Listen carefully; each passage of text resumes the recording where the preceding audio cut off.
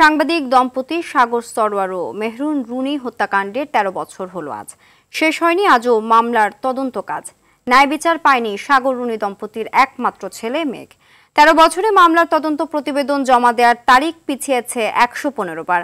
আওয়ামী লীগ সরকার পরিবর্তনের পর এবার পিবিআই প্রধানকে আহ্বায়ক করে গঠন করা হয়েছে উচ্চ ক্ষমতার টাস্ক ফোর্স। অতিরিক্ত আইজিপি মোস্তফা কামাল জানিয়েছেন ৬ মাসের মধ্যে তদন্ত শেষ করা হবে।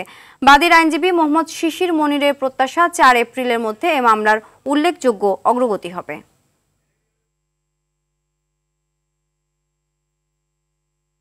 সাগর রুনি হত্যাকাণ্ডের বিচারের দাবিতে ডিআরইউতে প্রতিবাদ সমাবেশ চলছে। সেখানে আছেন সহকর্মী বিপুল দেব রায়।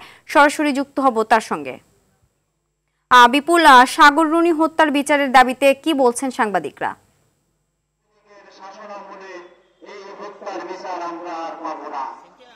এমনটাই বলছিলেন যে বিগত আছে ১৩ বছর কিন্তু পার হয়ে গেছে, কিন্তু এই রহস্যের উদ্ঘাটন এখনো হয়নি। অর্থাৎ আজকের এই দিনে নৃশংসভাবে হত্যাকাণ্ডের শিকার হয়েছিলেন সাংবাদিক দম্পতি সাগর সরোয়ার ও মেহরুন রুনি।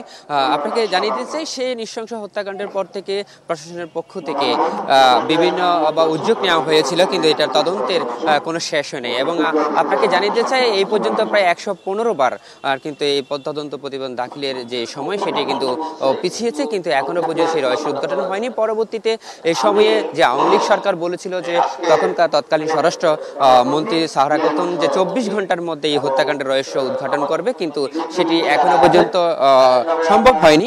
এর পরবর্তীতে জুলাই ৫ আগস্টের পরবর্তীতে এই তদন্ত ভারটি দেওয়া হয়, বর্তমানে পিবিআই এর কাছে রয়েছে। তবে র্যাবের পক্ষ থেকে সারা ১২ বছরেও কিন্তু এই তদন্ত রিপোর্ট না দেওয়ার কারণে নানা ক্ষোভ চলছে এই সাংবাদিক মহলে। আজকের যে ঢাকা রিপোর্টার্স ইউনিটে আমরা দেখতে পাচ্ছি সাংবাদিকদের পক্ষ থেকে প্রতিবাদ মিছিল করছেন, এবং আমরা আজকে যে সিনিয়র নেতৃবৃন্দ আছে তাদের কাছে একটু জানতে চাইবো আসলে এই বিচার কার্যটা কতটুকু এটা সম্পন্ন হতে পারে। আপনার কাছে একটু জানতে হবে,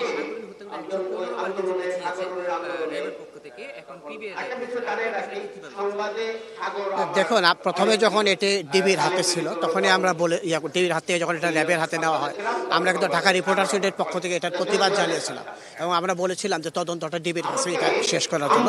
তো র্যাবের হাতে নেওয়ার পর র্যাব যখন একের পর এক নাটক করছিল, তখন আমরা ধরেই নিয়েছিলাম যে এই হত্যাকাণ্ডের তদন্তের যে রিপোর্ট সেটি এটা তারা দিতে পারবে না বা দেবে না।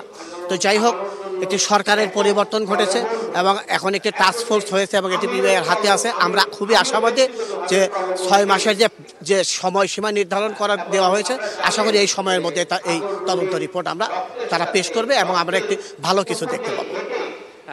আপনি শুনতে পাচ্ছিলেন যে সাংবাদিক নেতৃবৃন্দ যারা আছেন তারা বলছেন যে আসলে বর্তমানে যে পিবিআই দায়িত্ব নিয়েছেন, এই পিবিআই এর পক্ষ থেকে তারা যে ৬ মাসের যে সময় বেরিয়ে দিচ্ছে, সেই সময়ের মধ্যে দিয়ে এই রহস্যের উদ্ঘাটন হবে।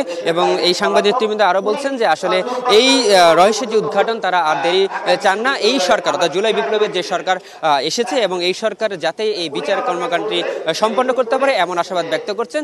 তো সিনথিয়া, এই ছিল আমার কাছে সর্বশেষ তথ্য ঢাকা রিপোর্টার্স ইউনিট থেকে। ধন্যবাদ।